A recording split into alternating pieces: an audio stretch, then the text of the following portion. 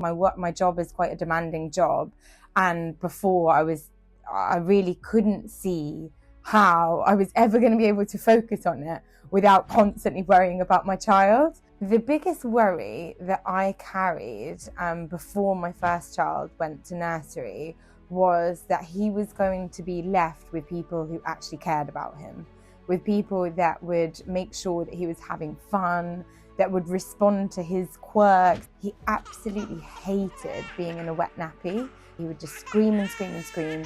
He wanted that nappy changed immediately. I spoke to a few other providers, and you could tell that for them that was going to be a little bit of a problem.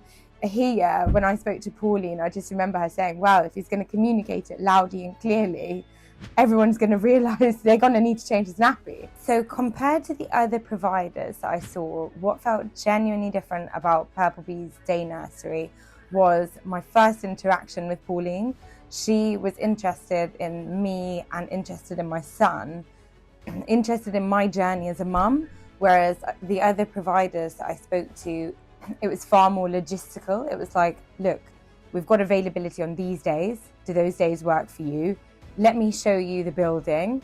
If you like it, you can sign up. Whereas for me, the most important thing was not necessarily the bricks and the mortar and the garden. It was more about the people that I was going to be leaving my child with. If I trusted the people, everything else was kind of a secondary.